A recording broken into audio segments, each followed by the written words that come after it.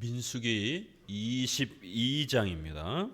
민수기 22장 1절 이스라엘 자손이 또 진행하여 모압 평지에 진쳤으니 요단 건너편 곧 여리고 맞은편이더라. 십볼의 아들 발락이 이스라엘이 아모리인에게 행한 모든 일을 보았으므로 모압이 심히 두려워하였으니 이스라엘 백성의 많음을 인하여 모압이 이스라엘 자손의 연고로 번민하여 미디안 장로들에게 이르되 이제 이 무리가 소가 밭에 풀을 뜯어 먹은 같이 우리 사면에 있는 것들 다 뜯어 먹으리로다 하니 때 십볼의 아들 발락이 모압 왕이었더라. 그가 사자를 부올의 아들 발람의 본향 강변 부돌에 보내어 발람을 부르게 하여 가로되 보라 한 민족이 애굽에서 나왔는데 그들이 지면에 덮여서 우리 맞은편에 거하였고 우리보다 강하니 청컨대 와서 나를 위하여 이 백성을 저주하라. 내가 혹 쳐서 이겨 이 땅에서 몰아내리라. 그대가 복을 비는 자는 복을 받고 저주하는 자는 저주를 받을 줄을 내가 알미니라. 23장에서부터 이제 몇 장은 미디안과 전쟁을 하는 이 모압과 전쟁을 하는 장면이 소개가 됩니다. 우리가 앞부분에서 아모리 왕 시온과 또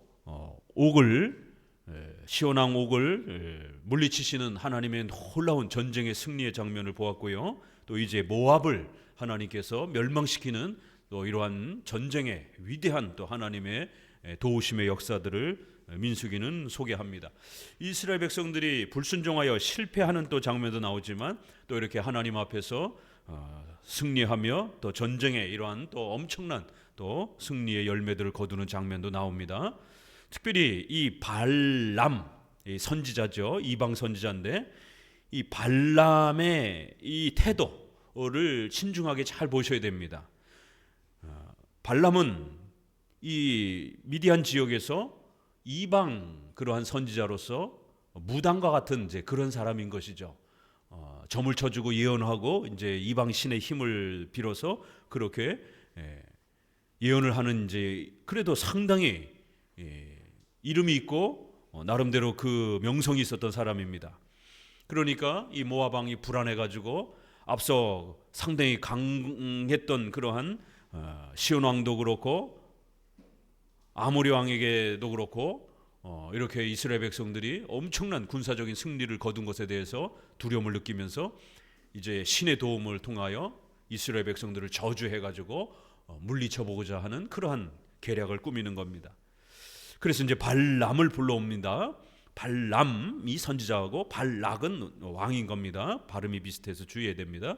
그런데 이 발람이 이제 이방 선지자인데도 불구하고 저주를 부탁해서 왔는데 오히려 축복을 선언해 줍니다. 하나님이 개입하셔서 절대로 이스라엘 백성들을 저주하지 못하게 하나님이 엄히 경고하셨기 때문에 이 발람 선지자는 두려워가지고 하나님이 시킨 대로 축복을 선언해 줍니다. 이렇게 저주를 부탁했는데 축복을 이방 선지자가 이렇게 선포하는 이러한 장면. 그런데 이제 이 발람의 이러한 이중적인 모습, 그러면서도 왔다 갔다 하는 이런 모습, 그리고는 이제 요한 계시록에 이 발람이 다시 등장을 합니다.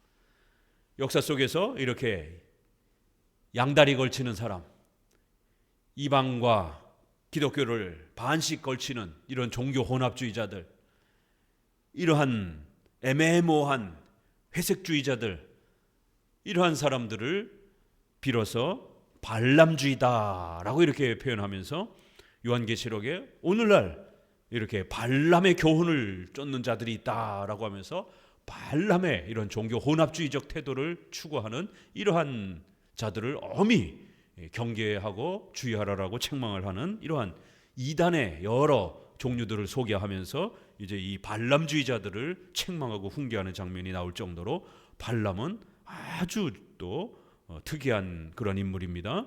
이런 종교 혼합주의적인 인물이 이스라엘 백성에게 얼마나 해를 끼쳤는지, 결국 이 사건 때문에 나중에 돌변하면서 결국 이스라엘 백성들을 무너뜨릴 수 없으니까 남자 청년들의 이 정욕을 이용을 해서 이방 여자들과 이스라엘 청년들이 그렇게 간음을 하도록 유혹을 하면서 결국 이스라엘 청년들이 전쟁에서 승리할 정도로 신앙으로 잘 견디다가 결국 이 성 문제 때문에 넘어지면서 결국 이 발람의 꾀에 넘어가서 이스라엘 백성들의 수만 명이 죽는 이러한 엄청난 해를 입습니다. 이 사건을 통해서 우리는 이러한 이중적 태도를 가진 종교 혼합주의적인 이 회색주의적인 이러한 목사들, 지도자들, 또 성도들, 항상 교회를 위협하는 그런 존재들이라는 것, 결코 교회를 돕는 자들이 아니다라는 것을 우리가 한번 보고요. 또 하나, 우리 남자 청년들 같은 경우는, 특별히 남자들은 이러한 여성들보다 훨씬 더 이 정욕의 이러한 또 성적 에너지가 강하다 보니까 항상 이 간음에 대한, 정욕에 대한 이 넘어짐이 가장 큰 남자들에게 또 유혹거리가 된다라는 것입니다. 구약 성경 여기저기에서 특별히 남자들이 성적인 문제 때문에 연약해가지고 결국 죄를 짓고 자신의 가정에 또 교회 전체에 위기를 불러오는 이런 일들이 비일비재하게 벌어진다라는 것. 그래서 이 사건을 통해서 특별히 이런 성적인 범죄에 대해서 오늘날 우리 청년들은 더욱 조심해야 된다라는 것. 특별히 남자 청년들은 또 이런 성적 범죄에 대한 부분들에 아주 더욱 예민하게 주의해야 된다라는 것을 우리는 배웁니다. 자, 이제 모압 장로들과 미디안 장로들이 7절에 많은 돈을 가지고 발람에게 찾아갑니다. 9절에 하나님이 발람에게 임하여 가라사대 너와 함께한 이 사람들이 누구냐 이러면서 하나님이 발람에게 나타나신 것입니다. 하나님은 이렇게 이방인들에게도 나타나십니다. 교회를 보호하시기 위해서 바로 왕이 이렇게 꿈을 꾸게 하시기도 하고, 또 다니엘서에 보게 되면 바벨론 왕이 꿈을 꾸게도 하는 하나님께서 이런 일반 계시적인 그런 역사를 행하시는 것입니다. 그래서 하나님의 이러한 계시의 역사는 이방인들에게도 이렇게 주어진다라는 것을 성경은 우리에게 소개합니다. 그래서 이방인이었던 발람에게도 하나님이 나타나셔서 절대로 따라가지 말아라. 저들이 너를 초청하는 것은 내 백성인 내 자녀들인 교회를 저주하려고 시키는 거니까 절대로 따라가지 말아라. 첫 번째 하나님의 명령입니다. 자, 이렇게 해서 첫 번째 하나님이 명령을 분명히 가지 말라라고 명령했습니다. 12절에도 보니까 하나님이 발람에게 이르시되 너는 그들과 함께 가지도 말고 그 백성을 저주하지도 말라. 그들은 복을 받은 자니라. 얼마나 멋진 표현입니까? 저와 여러분은 비록 연약해 보여도 하나님 앞에 복을 받은 하나님의 백성들이라는 거예요. 적어도 하나님께서 그의 백성들과 교회를 바라보시는 관점이 이렇다라는 겁니다. 얼마나 민수기에서 이스라엘 백성들이 연약합니까? 조금 전까지만 해도 다 야단 맞아가지고 가나안 땅 들어가기 싫다라고 아우성 쳐가지고 20세 이상의 이러한 어른들은 전부 40년 동안 죽을 것이다라고 이런 엄청난 징계도 받기도 하고, 또 조금 전에는 모세와 아론을 대적하면서 수많은 사람들이 선동을 해가지고 수만 명이 죽어나가는 이런 엄청난 또 교회를 어지럽히는 이런 죄를 범하기도 했습니다. 그런데 세상에 그렇게 죄도 많이 짓고 연약한 교회를 향하여 하나님께서 절대로 저들을 건들지 말라. 내가 책망은 하더라도 너희들이 함부로 건드려서는 안 된다라는 거예요. 내가 저들을 사랑하고 저들에게 복을 베풀어주는 그러한 대상들이라는 거예요. 비록 때로는 저들이 불순종해서 야단도 맞고 책망도 맞지만 하나님의 택한 나의 백성들이라는 거예요. 하나님 앞에 복을 받은 하나님의 백성들이라는 거예요. 그들은 복을 받은 자니라. 이신칭의와 예정과 하나님 앞에 은혜 언약에 참여한 이 강력한 창조주와 구속주에 대한 하나님에 대한 신관을 부지런히 성경을 통해서 배우면서 다져가야 되는 이유가 여기 있는 겁니다. 이게 튼튼하지 아니하면 성도들이 환난과 어려움을 닥칠 때에 넘어지게 되고 하나님을 향하여 원망하게 되고 자칫 잘못하면 불교라든가 천주교로 개종하게 되는 이런 시험에도 빠질 수 있기 때문에 반드시 성경을 통하여 이런 창조주 하나님과 구속주 하나님이 우리 하나님이다라는 것을 끊임없이 잘 다져가야 됩니다. 자, 그래서 발람이 아침에 일어나서 발락의 귀족들에게 이르되 안 가겠다. 저들의 신인 여호와께서 가지 못하게 한다. 난 갈 수가 없다. 라고 이렇게 거절을 합니다. 자, 넘겨보시게 되면 2차로 이제 또 15절에 발락이 다시 그들보다 더 높은 귀족들과 더 많은 이제 보물을 돈을 주고 데려오려고 보냅니다. 이 백성을 저주해달라라고 보낸 거예요. 19절에 보니까 그런즉 이제 너희도 이 밤에 여기서 유하라. 여호와께서 내게 무슨 말씀을 더 하실는지 알아보리라. 밤에 하나님이 발람에게 임하여 이르시되 그 사람들이 너를 부르러 왔거든 일어나 함께 가라. 그러나 내가 내게 이르는 말만 준행할지니라. 우리가 7대 교리를 잘 정립해 놓지 아니하면 성경을 해석할 때 이런 이제 표현들을 보게 되면 아주 난감해집니다. 왜요? 1차 때에는 하나님이 절대로 가지 말라 그랬잖아요. 그렇죠? 그런데 2차 때에는 하나님이 가라라고 그러는 거예요. 그러면 1차의 명령과 2차의 명령이 부딪히고 있단 말이에요. 그러면 도대체 하나님의 뜻과 의도는 뭡니까? 가라는 거예요? 말라는 거예요? 이렇게 한 장 안에서도 하나님의 뜻에 반전이 일어나는 이런 경우들이 의외로 많이 있습니다. 1차에는 절대 가지 말고 저주하지 말라라는 거예요. 그런데 2차에서는 가라는 거예요. 가긴 가라는 거예요. 그렇지만 저주하지 말고 내가 시키는 말만 선포하라는 겁니다. 이걸 잘못 읽으면 하나님이 이랬다 저랬다 하는 분처럼 오해가 벌어지는 겁니다. 하나님은 절대로 사람이 아니시니 후회할 수 없다. 특별히 사무엘상 15장에 사울을 세운 것을 내가 후회한다라고 이렇게 하나님이 탄식하십니다.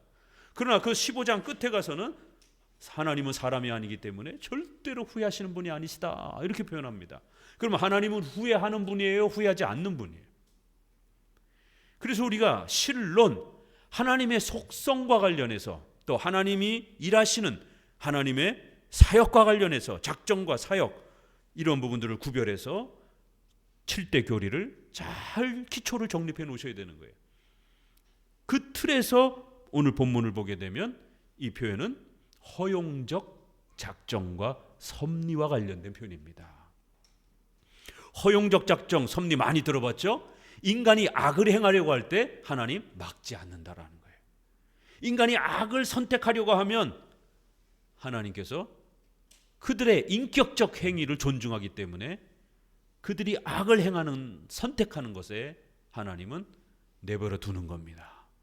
그 모든 것까지 하나님의 전능하신 작정과 계획 속에서 일어나는 거예요.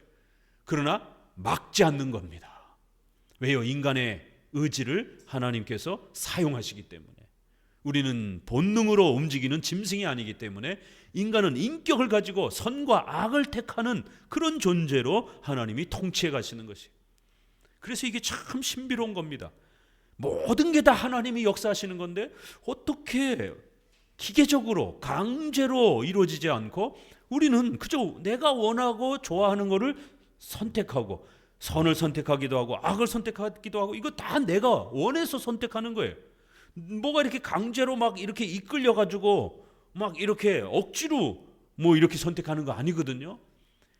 인간의 의지의 행위와 하나님의 절대 주권적인 통치와 다스림이 어떻게 이렇게 절묘하게 펼쳐지는가? 이건 신비인 겁니다.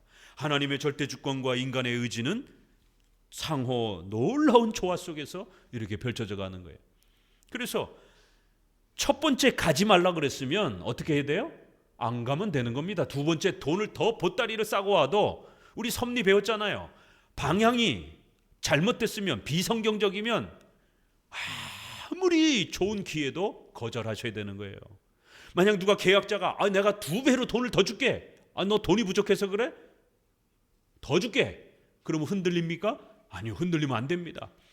내가 앞서서 첫 번째 판단해 봤을 때 그것이 비성경적인 선택으로 판단되었으면 하면 안 되는 거예요. 아무리 좋은 그런 어떤 조건으로 다가와도 그거 붙잡으면 독이 됩니다. 하면 안 되는 겁니다.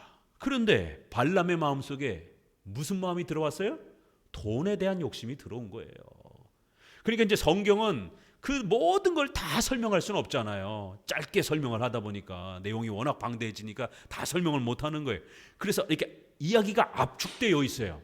그러다 보니까 이제 우리 성도들이 그 중간에 생략된 그 내용을 이제 충분히 성경 해석을 통해서 훈련이 안 되면 그 중간에 생략된 내용들을 읽어내지를 못하다 보니까 도대체 이게 뭔 뜻이지? 이해가 안 되니까 또 그걸 우리에게 어떻게 적용해야 되지? 뭐 여러분이 발람도 아니잖아요. 그럼 그거를 여러분에게 1차로 어떻게 적용합니까? 요즘에 유행하는 1인칭 시점으로 성경을 읽어라. 성경의 이름에다가 내 이름을 집어넣어서 읽어라. 그럼 여기서 어떻게 할 거예요? 내가 발람이 된 겁니까? 큰일 나죠. 그건 정말 어리석은 주관적 성경 해석인 겁니다. 큐티라고 하는 내 주관적 관점에서 객관적으로 성경이 뭐라고 말하느냐 이게 중요한 게 아니라 내가 주관적으로 어떻게 느끼느냐, 이 실존주의 철학입니다. 이게 내가 느끼는 실존을 철학으로 나를 실존이라고 말을 하는 거예요. 어렵게 내가 실존인 내가 어떻게 느끼는가의 1인칭적인 주관적 시점으로 이렇게 보게 만드는 겁니다. 이게 오늘 현대의 90% 이상의 성경 읽기입니다. 경건주의에서 일어나는. 그래서 1인칭 시점에다가 이름을 대입해서 읽어봐라라고까지 이렇게 시도를 하는 거예요. 그러나 우리는 객관적으로 읽는 겁니다. 성경은 하나님이 주신 객관적인 66권 말씀인 것이에요. 그래서 그 내용이 무엇인지를 객관적으로 살펴야 되는 거예요. 이건 허용적 작정과 관련된 신론의 아주 놀라운 하나님의 이러한 역사가 소개되는 겁니다. 가지 말라 했으면 2차 때도 하나님은 가지기를 원치 않는 겁니다. 백성들을 저주하기를 원치 않는 거예요.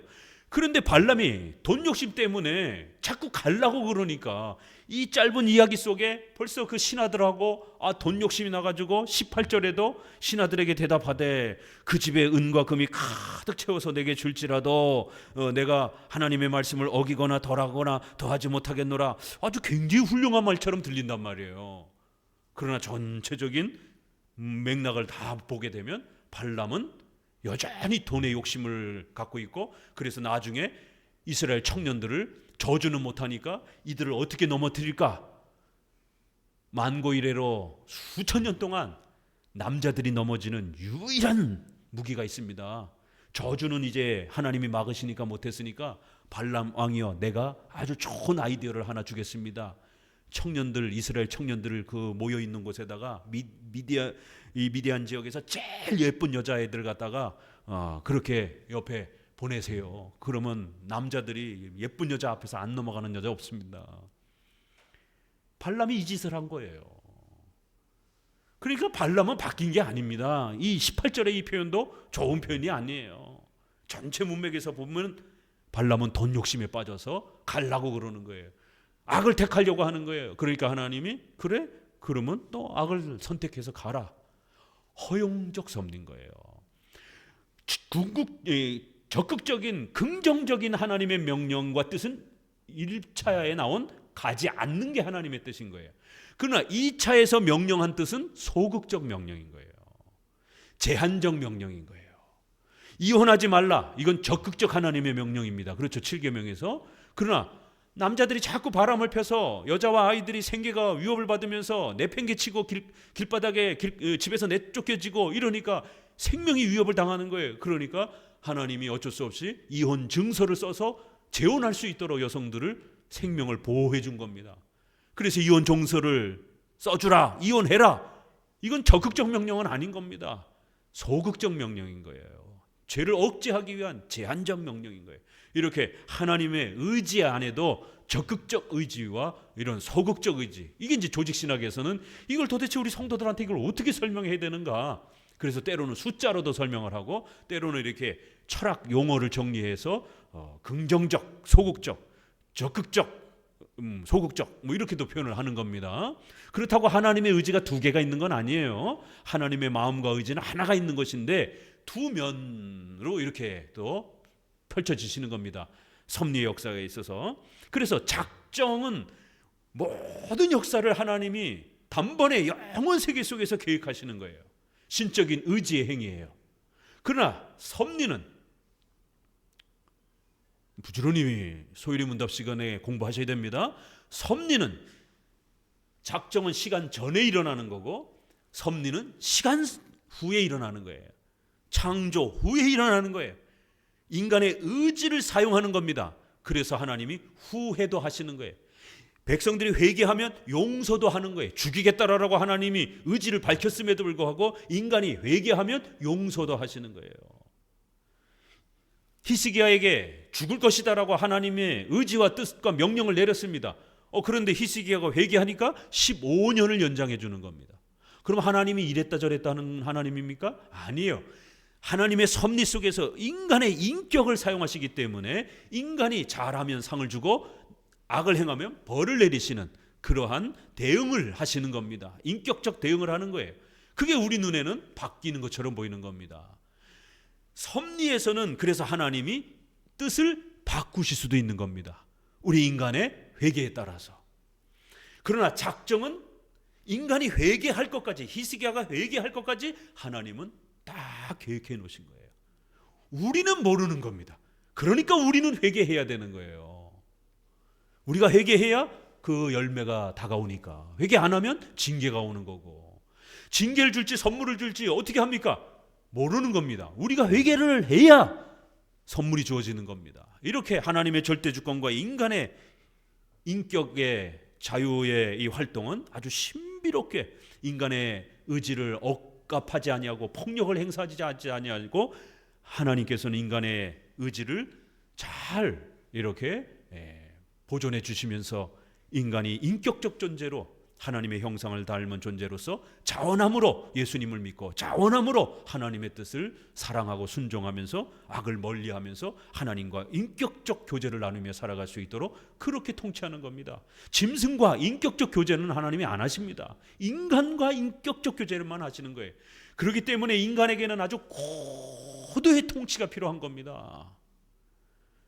허용적 작정과 섭리, 그래서 섭리는 바뀌는 겁니다. 그러나 작정은 안 바뀌는 거예요. 이렇게 발람이 악을 행하려고 하니까 그래 그러면은 가봐라 어디, 이런 방식인 거예요. 내가 가지 말라 했지, 근데 너 자꾸 가려고 그래? 그래 어디 그럼 가봐. 어떤 일이 벌어질 것인가. 그러나 절대로 네 마음대로 함부로 행동할 수는 없을 거야. 이런 이제 하나님이 꾸중을 하면서 허락하는 이제 이런 방식인 겁니다. 여러분도 악을 행하려고 덤벼들게 되면 하나님이 그렇게 허용적 작정과 섭리로 내버려 두는 겁니다. 그래서 성경에 로마서에 보게 되면 내버려 둔다. 우리 번역도 참 멋있는 번역이에요. 내버려 둔다라는 거예요. 영어로는 pass by 이렇게도 표현을 합니다. 하나님이 이렇게 한 발짝 떨어지셔서 지켜본다.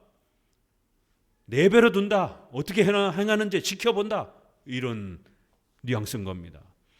자, 그래서 이제 결국에는 가는 겁니다.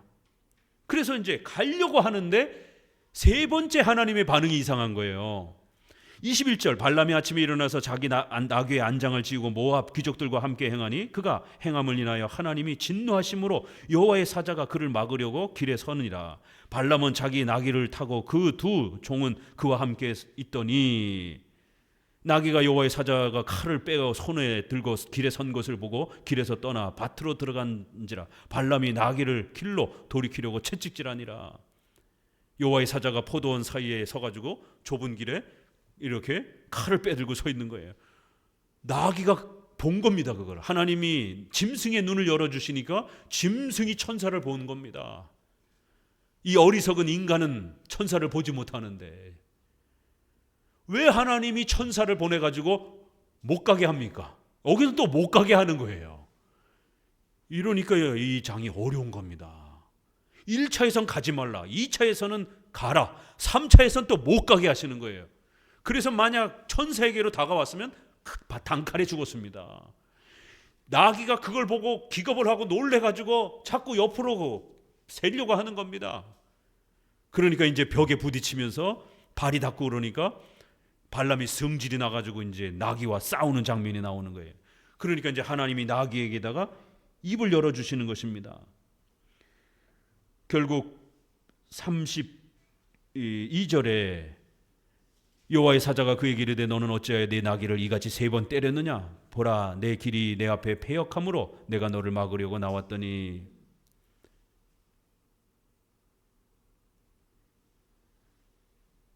30절에 나귀가 발람에게 이르되 나는 내가 오늘날까지 내 일생에 타는 나귀가 아니냐 내가 언제든지 내게 이같이 하는 행습이 있더냐 가로되 없었느니라.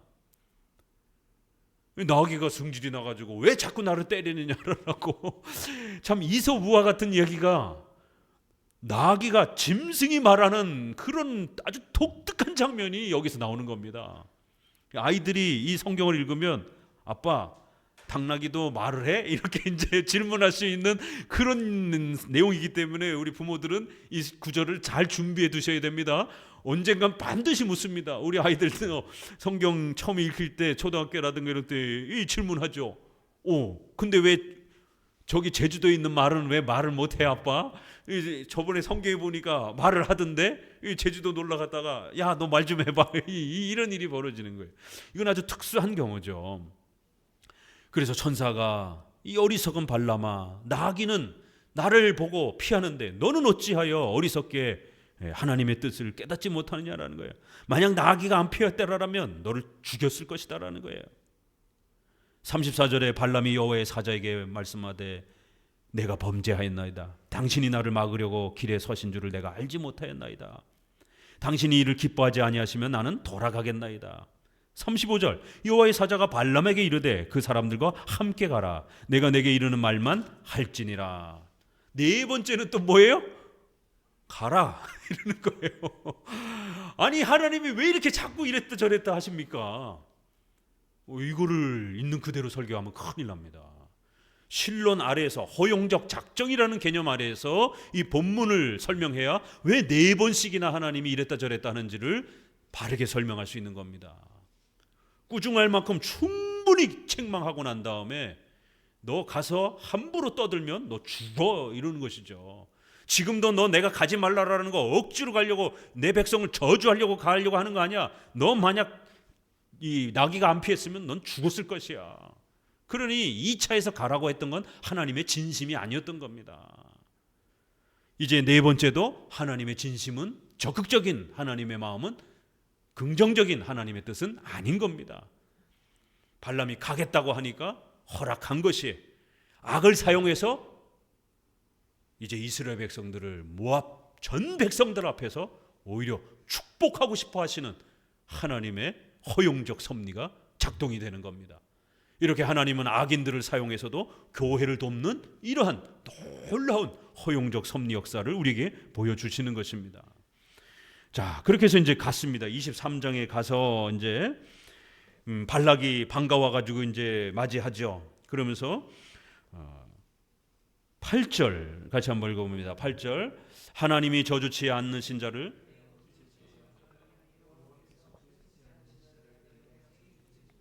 내가 바위 위에 그들을 보며 작은 산에서 그들을 바라보니 이 백성은 홀로 처할 것이라 그를 열방 중에 하나로 여기지 않으리로다.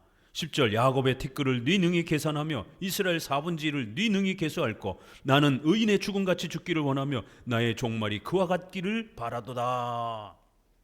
이스라엘 백성들을 축복하는 거예요. 그러자 이제 이번엔 더 큰 재물을 가지고 이제 다른 쪽에다가 두 번째 또 한번 제사를 드리면서 저주하라고 시킵니다. 19절 읽어봅니다. 하나님은 시건치 아니하시고 인자가 아니시니 후회가 없으시도다. 어찌 그 말씀하신 바를 행치 않으시며 하신 말씀을 실행치 않으시리랴. 내가 축복의 명을 받았으니 그가 하신 축복을 내가 돌이킬 수 없도다. 여호와는 야곱의 허물을 보지 아니하시며. 계속 읽어보세요.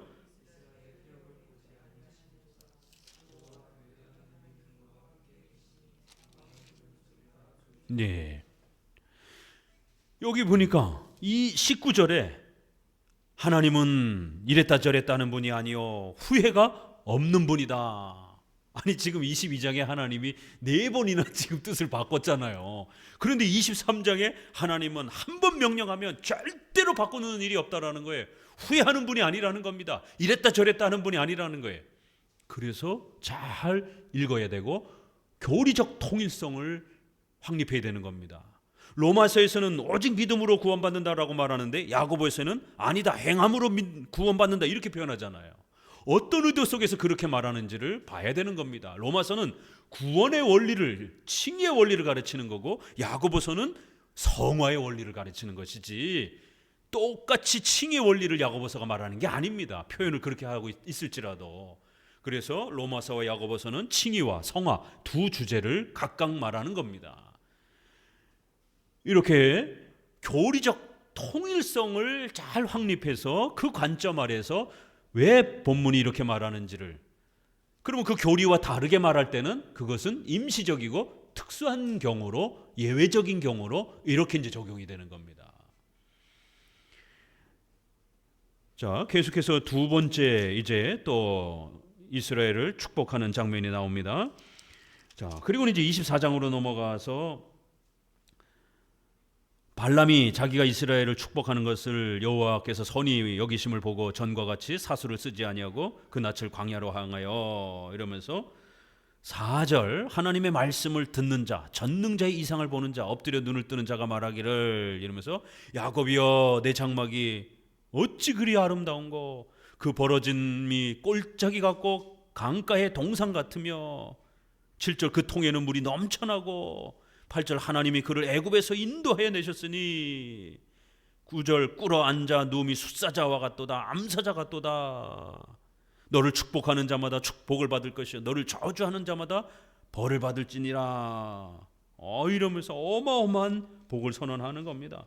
자, 쭉 넘어가셔서 17절, 이제 발람이 막 이제 투덜투덜 되는 것이죠. 그래도 다시 또 이렇게 복을 선언합니다. 17절 내가 그를 보아도 이때의 일이 아니며 내가 그를 바라보아도 가까운 일이 아니로다. 한 별이 야곱에서 나오며 한 홀이 이스라엘에게서 일어나서 모압을 이편에서 저편까지 쳐서 파하고 또 소동하는 자식을 다 멸하리라. 여기에 한 별, 한 규, 홀, 이 왕의 표시잖아요. 이 홀이라고 하는 거, 한 별이, 이 별도 이제 우리가 마태복음 보면 예수님을 별처럼 또 이렇게 표현하기도 합니다. 이스라엘에게서 왕이 오실 것이다라는 거예요. 나타나실 것이다라는 거예요. 이거 장차 올 예수 그리스도에 대한 예언적 메시지가 이 발람의 이 축복 선언에 이렇게 또 쏟아져 나오기도 합니다. 19절에도 주권자가 야곱에게서 나오실 것이다. 이렇게 해서 이제 저주를 부탁했지만 축복을 선언하면서 이 장면이 끝이 납니다. 하나님이 허락하지 아니하면 절대로 이스라엘을, 교회를, 저와 여러분을 털끝 하나도 건들 수 없는 겁니다. 그렇기 때문에 우리 안에 때로는 어려움을 당하고 공격을 받고 이런 또 많은 또 적들로부터의 핍박을 받는다 할지라도 그것도 하나님의 허용적 작정 안에서 일어나는 일이기 때문에 두려워하지 마시라는 거예요. 하나님이 허락하지 아니하면 털끝도 못 건드립니다. 허락하셨을 때는 이유와 목적이 있는 겁니다. 이러한 발락과 발람의 장면을 통해서 하나님이 지키시는 백성을 하나님이 어떻게 놀랍게 저주까지도 모든 것이 합력하여 오히려 교회를 축복하는 기회로 돼버렸어요, 이 사건이. 그래서 모압이 상당히 큰 나라인데 모압 전역에 세상에 그 유명한 선지자조차도 그 이스라엘의 신이 강력하게 책망하고 훈계해가지고 이스라엘을 저주는커녕 복을 선언했대, 세상에. 이러니까 주변에 소문이 쫙 나기 시작하면서 얼마나 주변 민족들이 무섭고 두려웠겠습니까? 이렇게 하나님은 이스라엘 백성들이 이제 여호수아를 통하여 가나안 땅에 들어가도록 주변 민족들에게 두려움을 이렇게 만들어 놓는 겁니다. 하나님의 교회를 모든 것이 합력하여 때로는 우리를 죽이려고 드는 저주조차도 그거를 바꾸어서 우리 교회의 선으로 만들어주시는 그런 하나님이라는 것을 믿고 의지하며 살아가야 됩니다. 그렇기 때문에 여러분에게 닥친 질병, 재정적 위기, 또 가정의 어려움, 이런 작은 티끌만한, 나한테는 그게 어마어마하게 큰 것 같지만 하나님 입장에서 보게 되면 그건 티끌보다도 작은 문제입니다. 근데 하나님이 그거를 해결 못할까 봐 우리는 전전긍긍하고 두려워하고, 왜 하나님이 나에게 이거를 허락하셨는가에 대한 what, 섭리는 항상 what을 물으라 그랬어요. 무슨 목적을 갖고 계십니까 하나님? 이렇게 물어야지 why를 물으면 안 됩니다. 왜요? 하면서 이렇게 따지듯이 원망하듯이 언제 고쳐줄 건데요? 이렇게 나가면 안 된다는 거예요. 그건 티끌보다도 더 작은 일이에요. 그럼 왜 하나님이 무슨 목적이 있는 겁니다. 왜 지금 당장 안 고쳐주시고 당장 그 재정 문제를 해결해 주지 않는 데는 무슨 목적이 있는 거예요. 그러면 그 목적을 깨닫기 위해서 하나님, 제가 어리석어서 설교를 잘 못 들어서 깨닫지를 못하고 있는 겁니까? 하나님, 저를 깨우쳐 주옵소서. 지혜와 명철을 주셔서 하나님의 말씀을 잘 이해할 수 있도록, 설교가 제 귀에, 제 마음에 잘 들어올 수 있도록, 목회자가 저의 삶에 또 권면할 때 하나님의 말씀으로 잘 새겨 들을 수 있도록 저에게 성령 충만한 은혜를 주셔서 하나님이 이 고난을 무슨 목적으로 사용하시려고 하시는지 저가 잘 배우고 싶습니다. 모든 것이 합력하여 선을 이루실 그 하나님을 의지하고 반드시 이걸 허락하신 하나님의 뜻과 목적이 있음을 믿고 기다리겠습니다. 이게 섭리신앙인 거예요. 그런데 다짜고짜 왜, why 이렇게 묻는 거예요. 그래서 항상 예수님의 엘리 엘리 라마 사박다니, 나의 하나님 나의 하나님 어찌하여, 이게 어찌하여라는 우리 번역이 굉장히 이상하고 아리송한 번역이에요. 어찌하여가 왜라는 뜻이겠어요? 무엇입니까? 라는 what의 뜻이겠어요? 우리도 국어가 낯설어가지고 어찌하여 이렇게 번역을 해놨어요.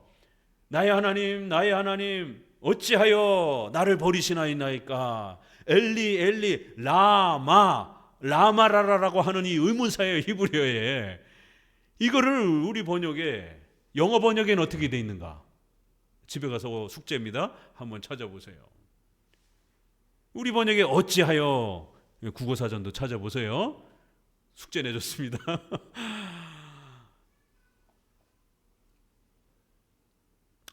뉘앙스가 와보다는 와이 쪽에 조금 가까워요. 왜냐면 이거는 목사가, 신학자가 이런 허용적 작정에 대한 하나님의 이 신관이, 장로교 신학이 철저해야 그 히브리어를 그렇게 우리말로 뉘앙스가 정확하도록 번역할 수 있는 겁니다. 이 장로교하고 감리교 신학자가 합쳐서 처음에 개역 한글을 이렇게 번역한 거기 때문에 개역 개정은 일반 자유주의 목사들이 더 많이, 경건주의 목사들이 더 많이 참여를 했어요. 그래서 옛날에는 2분의 1이 장로교 신학자들의 목소리가 반영이 됐는데 개역 개정은, 최근에 번역된 개역 개정은 10분의 1 정도로 장로교 목소리가 줄었어요. 그래서 이런 아주 중요한 단어와 문장에 있어서 장로교적이지 않은 표현들로 후퇴해 버렸습니다. 그래서 여러분들이 공적인 이제 설교에서는 개역 한글을 저희가 읽고, 집에서 뭐 가볍게 공부할 때는 개역 개정으로 이렇게 읽으시라라고 이렇게 좀 권면을 드렸던 겁니다. 자, 25장에 이스라엘이 시딤에 머물러 있더니 그 백성이 모압 여자들과 음행하기를 시작하니라.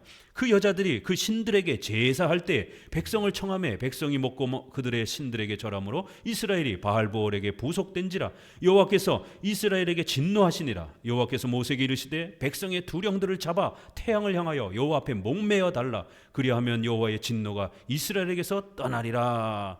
모세가 이스라엘 사사들에게 이르되 너희는 각기 관할하는 자 중에 바알부올에게 부속한 사람들을 죽이라. 바알부올, 이 히브리어를 잘 보세요. 바알자가 들어갔죠. 가나안 땅의 가장 유명한 이방신, 남자는 바알신, 여자는 바알과 아세라.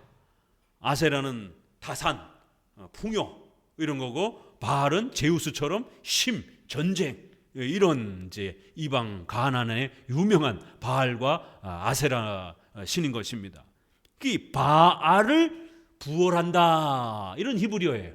그러니까 바알을 숭배한다, 이걸 줄여가지고 바알부올 이렇게 표현한 겁니다. 바알을 우상 숭배하는 그런 제사에 참여를 한 것이죠. 그런 행위에. 이거 누가 꼬드겼느냐면 31장 16절을 한번 보세요. 31장 16절 민수기. 31장 15절부터 읽어봅니다. 모세가 그들에게 이르되 너희가 여자들을 다 살려두었느냐? 보라, 이들이 발람의 꾀를 따라 이스라엘 자손을 부올의 사건에서 여호와 앞에 범죄하게 하여 여호와의 회중 가운데 연병이 일어나게 하였느니라. 그러므로 아이들 중에 남자는 다 죽이고 남자와 동침한 사내를 아는 여자들도 다 죽이라는 거예요. 결국 이 바알부 사건 때문에 2만 4천 명이 죽습니다. 세상에 2만 명이 넘게 죽어요. 바알이 남자들을 정욕에 약하니까 남자들을 넘어뜨릴 수 있는 이러한 간음의 방식을 발락 왕에게 조언을 해준 겁니다.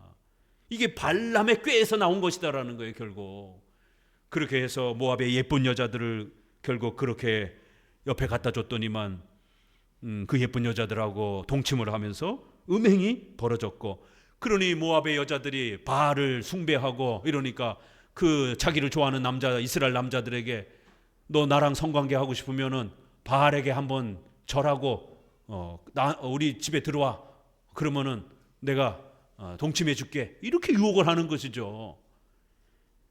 그러니까 이 성에 약한 남자들이 그 모압 여자들의 요구에 다 넘어가 가지고 결국 바알 부올에 가담했다.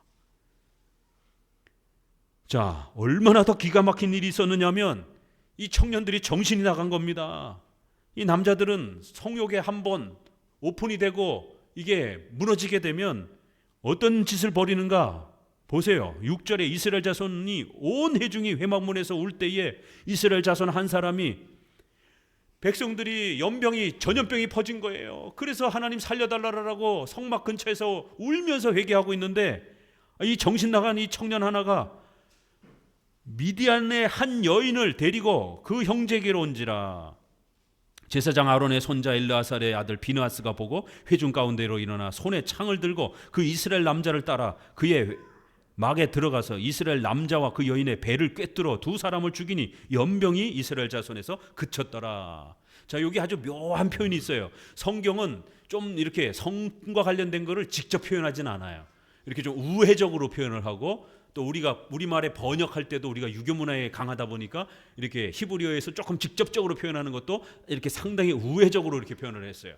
영어 성경을 보게 되면 아주 직설적으로 성에 대해서 이렇게 표현하는 번역도 많습니다. 남자와 여자의 배를 창으로 비느하스가 꿰뚫어서 동시에 죽였어요. 그럼 이 장면이 어떤 장면이에요?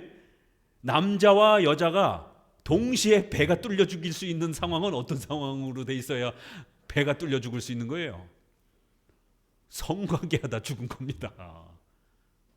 성관계하다가 창으로 둘을 같이 찔러 죽인 거예요. 그래서 옛날 이 그림 그리는 기독교 그 사파들 있잖아요.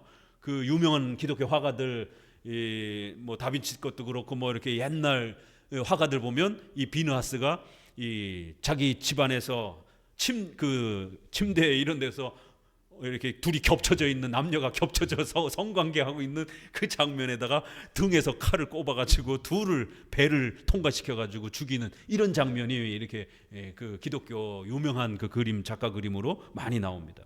세상에 지금 전염병이 퍼져갖고 백성들이 울며 불며 지금 기도하는데 이 정신 나간 청년이 자기 집으로 미디안 여자를 초대를 해가지고는 버젓이, 왜? 2만 명이 넘게 그 짓을 하고 있으니까, 이 집 저 집 다 하니까 한 집 걸러 한 집마다 청년들은 다 그 짓을 하고 있는 거예요. 그러니까 이제 바깥에도 아니고 이스라엘 그 회중 가운데로 집으로 끌고 들어와 가지고는 그렇게 성관계를 하다가 비느하스가 그거를 본 겁니다. 비느하스 제사장 아론의 자녀잖아요. 가문의 사람이잖아요. 하나님 앞에 분노가 치밀어 가지고 창을 들고 가서 둘을 찔러 죽인 겁니다. 그러니까 그제서야 연병이 그친 겁니다. 그래서 11절에 제사장 아론의 손자 엘르하살의 아들 비느하스가 나의 질투심으로 질투하여 이스라엘 자손 중에서 나의 노를 돌이켜서 나의 질투심으로 그들을 진멸하지 않게 하였도다. 그러므로 말하라, 내가 그에게 나의 평화의 언약을 주리라. 그래서 영원한 제사장의 직분을 지켜갈 것이다. 이렇게 사적인 복수가 아니라 하나님의 교회가 엉망이 되고 하나님의 이름이 더럽혀지는 이거를 볼 때에 성도들은 어떻게 돼요? 분노가 일어나야 되는 겁니다.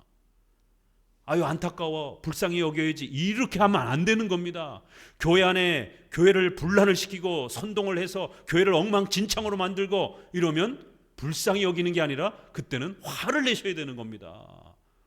교회를 이렇게 어지럽히면 안 됩니다라고 책망하고 꾸짖고 바로잡고, 교회의 이러한 붕괴의 이러한 위험 앞에 비느하스가 하나님 앞에 거룩한 분노를 가지고 둘을 죽여버린 겁니다. 오늘날은 교회 안에 범죄가 일어난다고 해서 성도가 함부로 죽일 수는 없죠. 이건 이제 구약 시대니까. 이러한 구약에는 제사의식법, 사람을 죽이는, 돌로 때려 죽이는, 이렇게 또 증인을 세워서 죽이는 이러한 직결처형들이 있습니다. 세 번째는 교리를 영원히 지키는 도덕법. 구약에는 제사법과 이런 사형법, 형벌법은 중단됐습니다. 예수님이 오시기 전까지만 사용하는 거기 때문에. 그러나 그 제사는 예수님을 가르치는 것, 또 사회적 형벌은 십계명의 윤리를 가르치는 것들이 많습니다. 그러한 정신은 십계명을 통해서, 복음을 통해서 그 의미는 영원히 우리가 교훈으로 또 지켜야 되는 겁니다. 외적인 것은 따라하지 않는다 할지라도 이 비느하스가 하나님의 영광을 위하여, 교회를 바로 세우기 위하여, 이 연병을, 전염병을 그치게 하기 위하여 거룩한 분노를 내고 악을 행하는 자들을 막아서는 것이죠. 그렇게 막 교회를 무너뜨리려고 하는 자들을 앞장서서 그들의 입을 막고 그들이 하는 그러한 여러 행동들을 미리 방지하고 이런 행동들을 하는 것이에요.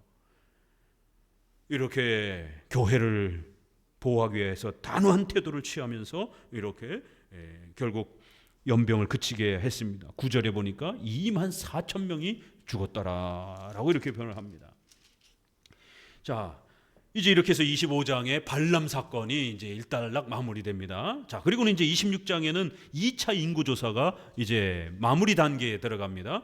26장부터 36장까지는 한 10장 정도 되는데 12지파의 그 이름들이 또 상세하게 족보에 대한 내용이 민수기에는 민수기, 백성들의 숫자 이런 이름이기 때문에 족보에 대한 이야기가 큰 축을 차지하는 내용이고, 또 하나는 그들의 생활에 대한 신앙의 이 순종의 모습, 불순종의 모습, 이 성화와 관련된 이런 내용이 두 개가 큰 주제라 그랬죠.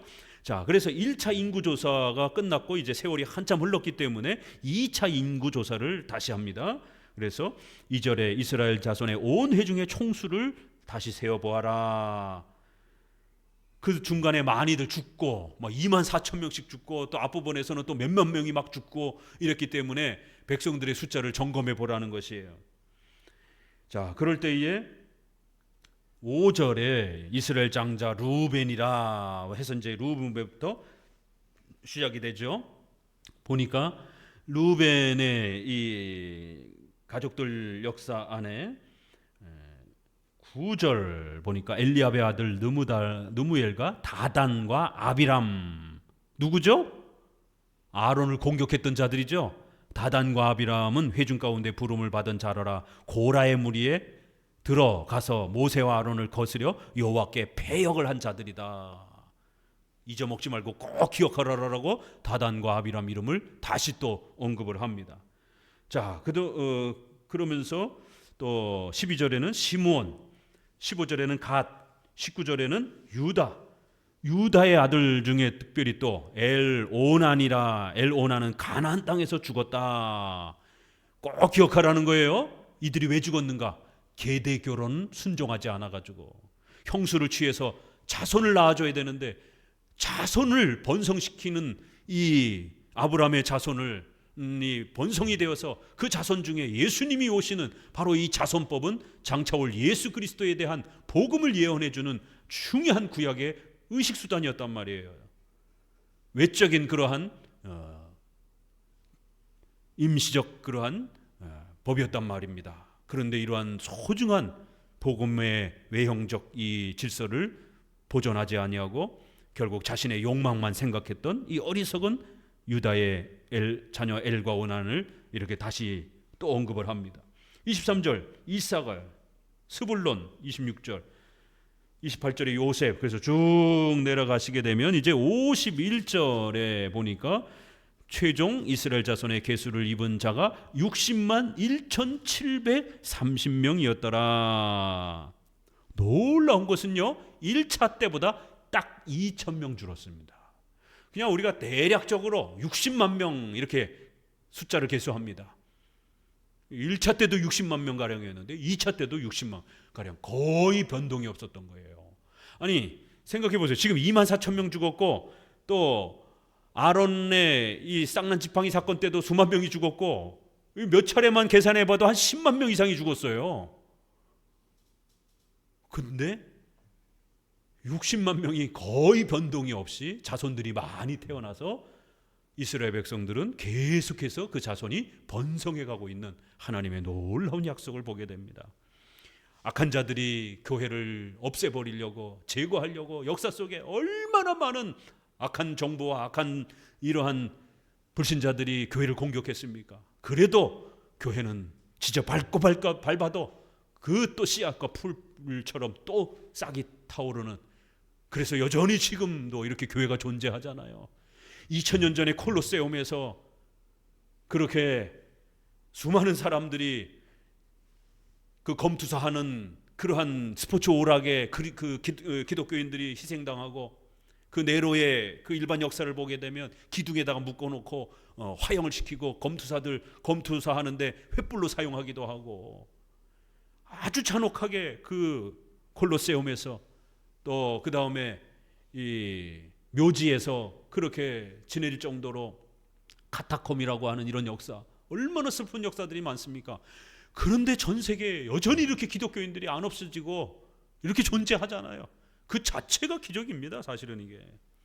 자, 53절에 2차 인구조사는 조금 달라요. 1차 때는 군대를 편성하고 전쟁을 하기 위한 이제 그런 목적으로 조사를 했다라면, 53절에 이 명수대로 땅을 나누어 주어 기업을 삼게 하라. 수가 많은 자에게는 기업을 많이 줄 것이요 수가 적은 자에게는 기업을 적게 줄 것이라. 이렇게 해서 55절에 오직 그 땅을 제비 뽑아 나누어 그들의 조상 지파의 이름을 따라 얻게 하라. 하나님께서 가나안 땅을 줄 것이다라는 거예요. 그러니까 반드시 12지파를 나눠서 그 12지파가 각각 차지할 수 있도록 자손에 대한 약속, 땅에 대한 약속이 민수기에서 다시 소개되는 겁니다. 자손과 땅에 대한 약속은 뭐라고요? 아브라함에게 주셨던 창세기 12장 1절에서 3절, 아브라함에게 자손을 줄 거고 그 자손이 땅을, 가나안 땅을 차지할 것이다. 이 약속이 갈라디아에서 와서는 3장에 여러 자손을 가리켜 말한 게 아니라 바로 오직 한 분, 예수 그리스도를 말한 것이다. 그리고 그 예수님을 통해서 마태복음에 소개하고 있는 것처럼 내 나라는 이 세상에 속한 것이 아니다. 의와 진리에 속한 바로 영원히 구원받는 하나님의 나라, 그리스도의 나라를 우리에게 약속하는 바로 자손의 약속, 땅의 약속, 천국에 대한 약속이 이렇게 구약에는 예수님에 대한 복음에 대한 약속이 예수님이 오실 그런 외적인 형태로 자손과 땅으로 약속이 됐던 겁니다. 그러니까 자손이 이렇게 많이 번성된 것, 1차 성취가 됐고 그 자손들이 이제 가나안 땅에 들어가서 차지하라는 겁니다. 그래서 아직 차지하기도 전인데도 이제 땅 분배를 먼저 해놓으라는 거예요. 이렇게 하나님은 아브라함에게 주셨던 약속을 반드시 지키시는 분으로, 그래서 이 약속은 결국 먼 미래에 예수님이 오셔서 십자가에 죽으시면서 천국을 우리에게 확보해 주는 여기를 또 바라보고 있는 겁니다. 이렇게 가까이는 가나안 땅에 들어가는 걸 통해서 성취가 된 거고, 멀리는 예수님이 오셔서 십자가에 죽으심으로 천국이 우리의 것이 되는 이러한 놀라운 복음의 약속이 이제 민수기 끝부분에는 또 이제 이렇게 성취가 되는 걸로 소개를 해줍니다. 자, 그리고는 이제 쭉 넘어가셔서 27장을 보게 되면 이제 땅 분배에 대한 이야기로 마감을 합니다. 요셉의 아들 므낫세 가족의 므낫세의 현손 마길의 증손 길르앗의 손자 헤벨의 아들 슬로브앗의 딸들이 나왔으니 그 딸들의 이름은 말라, 노아, 호글라, 밀가, 디르사라. 그들이 회막문에서 모세와 제사장 엘르아살과 족장들과 온 회중 앞에 서서 가로되 우리 아버지가 광야에서 죽었으나 여호와를 거스려 모인 고라의 무리에 들어가지 않았다라는 거예요. 우리 아버지는 늙어서 자기 죄 때문에 죽은 것인데 아들이 없다라는 거예요. 어찌하여 아들이 없다고 우리 아버지의 이름이 그 가족 중에서 삭제되리까? 우리 아버지의 형제 중에서 우리에게 기업을 주소서. 성경은 여자들 이름을 잘 기록 안 하는데 이 특수한 사건은 이 므낫세 지파 중에 이 슬로브앗의 딸들을 소개합니다. 그리고 이게 굉장히 중요해서 36장에 한 번 더 언급을 합니다. 아니, 딸들이 재산 상속하는 문제가 뭐 이렇게 중요하다라고 이렇게 여러 번 소개를 합니까? 그러니까 여러분들이 이 성경 구절을 읽고 나도 아버지한테 우리 집안 상속하게 해달라라고, 그게 하나님의 뜻입니다, 이렇게 적용할 거예요? 이건 말도 안 되는 것이죠. 1차적으로 이 본문의 객관적인 내용은 가나안 땅을 차지하는 내용이라는 거예요. 그러면 그 가나안 땅이라고 하는 것은 신구약 전체를 통해서 교리적으로 무슨 의미가 있느냐라는 것이죠. 바로 그건 그리스도를 통해서 얻게 되는 천국 영생의 하나님의 자녀가 되는 바로 이러한 진리의 이 복을 말하는 것입니다. 그렇기 때문에 그 가나안 땅을 소유하지 못한다라고 하는 것은 천국에서 쫓겨나는 거나 마찬가지예요. 천국에 대한 소유권이 없는 거나 마찬가지로 취급이 되는 겁니다. 구약에는 아들 중심으로 해서 그 소유권을 넘겨줬기 때문에 아들이 이렇게 단절됐을 때는 어떻게 해야 되는지 이 구체적인 계명이 없었던 겁니다. 그래서 모세도 그래 맞아, 이런 일도 벌어질 수 있겠구나. 그래서 하나님께 다시 한번 도움을 청합니다. 하나님, 이렇게 아들이 없고 딸들만 이렇게 있는 집안은 어떡합니까? 만약에 이 딸들이 므낫세 지파인데 루벤 지파로 시집을 가게 되면 딸들의 이러한 딸들밖에 없으니까 딸들 재산을 딸들한테 재산을 줄 것 아니겠어요? 그러면 딸들이 그 재산을 가지고 루벤 지파로 가게 되면 이게 루벤 지파 거예요, 므낫세 지파 거예요? 이런 심각함이 벌어지게 되는 겁니다. 그래서 이 아들이 없지 딸만 있었을 때에 이걸 어떻게 할 것인가? 그러면 므낫세 지파는 완전히 전멸이 되는가? 그러면 12지파라고 하는 교회가 붕괴가 되잖아요. 그래서는 안 되는 겁니다. 여기서 말하는 이 재산과 땅은 단순한 돈의 문제가 아니라 천국을 비유적으로 모형적으로 가르치기 위한 수단으로 사용했던 소중한, 그래서 기업이라는 말을 많이 쓰는 겁니다. 유업, 이거를 우리 이제 번역을 잘해야 되는데 유업, 기업, 목 이런 표현도 되고 단순하게는 돈, 재산 이렇게도 표현할 수 있어요. 그러나 이제 이 단어를 그대로 신약이 가지고 와서 우리가 받을 영원한 기업 이렇게 표현을 하는 겁니다. 영원한 유산, 영원한 목 이렇게 해서 단순한 재산적 개념보다는 바로 부모로부터 그 어마어마하게 물려받은 하나의 소유권 개념을 이렇게 강조하면서 바로 이것은 단순한 돈, 이 단순한 지폐 몇 장이 아니라 바로 더 큰 개념으로 그 집안 전체를 상속하는 하나의 기업, 유산. 그래서 하나님이 주고자 하는 거대한 하나님의 기업, 하나님의 유산, 하나님의 선물, 이런 개념인 겁니다. 그래서 그거를 각 조상에게 줬는데 그 조상에 준 그 기업이 없어져 버리게 되면 하나님이 주신 이 어마어마한 유산이 없어져 버리는 이런 일이 벌어진다라는 거예요.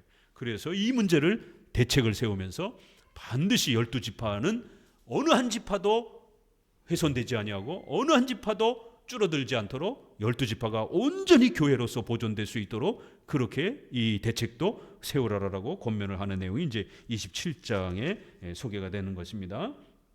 그래서 7절을 보니까 슬로브와 딸들의 말이 옳으니 너는 반드시 그들의 아비의 형제 중에서 그들에게 기업을 주어 얻게 하되 그 아비의 기업으로 그들에게 돌릴지니라. 너는 이스라엘 자손에게 고하여 이르기를 사람이 죽고 아들이 없거든 그 기업을 딸들에게 돌릴 것이요 딸도 없거든 그 기업을 형제에게 줄 것이다. 그래서 11절에 가까운 친척에게 얻게 하라. 가까운 친척, 그럼 무슨 단어예요 이게? 히브리어로 고엘이라는 단어입니다. 룻기서에 나오는 고엘, 친족, 근친, 가까운 친족이 대신 빚을 갚아주다, 대신 자녀를 낳아주다, 대신 대속 대리 해주다, 이러한 대신 희생해주다라는 그런 단어인 겁니다. 그래서 가까운 친족이 그 모든 재산을 확보하도록 해라, 이렇게 해서 친족 개념도 나옵니다. 자, 이렇게 슬로보와 딸들에게 재산을 물려주라는 겁니다. 27장에는 그 재산을 아들이 없다고 해서 그 재산을 다른 지파가 가져가면 안 되고 반드시 므낫세 지파의 재산으로서 남겨둬야 되기 때문에 딸들에게 주라는 거예요. 자, 그런데 36장에서는 이제 같이 봅시다. 언급이 됐으니까 따로따로 보기보다는 36장을 보시게 되면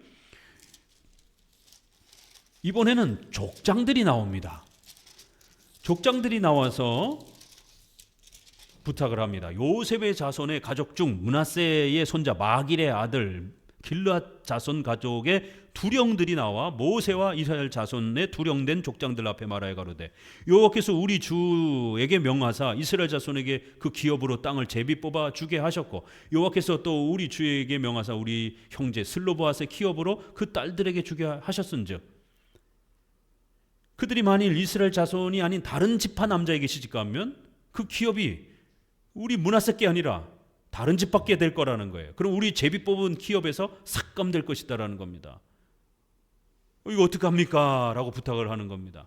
그래서 첫 번째는 딸들에게 재산을 줘서 므낫세 지파가 재산이 유지되도록 하라 라고 했는데, 두 번째는 그 집안 사람들이 다른 고민을 한 거예요. 이 슬로보앗의 여자들이 그 재산을 상속해서 가지고 있다가 만약에 다른 지파로 시집을 가면 어떡하지? 이 문제도 또 발생이 될 수 있잖아요. 그러니까 딸들이 문제를 제기한 건 우리한테도 줘야 될 것 아닙니까? 아들 없다고 아들이 없는 집안은 재산을 안 물려주게 되면 우리 므낫세 지파의 재산이 없어지는 것 아닙니까? 이것도 맞는 말이고, 그래서 이걸 확보해야 되는 거고. 그런데 딸들이 재산을 가지고 있다가 다른 지파로 시집가 버리게 되면 이때는 또 어떻게 되는가? 그래서 이 므낫세 지파 사람들이 심각해져 갖고 찾아온 겁니다. 대표들이. 그래서 이 문제도 또 발생이 될 수 있겠구나. 그러니까 이런 이야기들이 민수기에서 이제 마감을 하는 겁니다. 이게 또 마지막 장으로 마감을 하는 거예요. 성경을 읽을 때는 첫 장과 마지막 장을 늘 즐겨보세요. 성경은 두갈씩과 미갈씩을 많이 써요.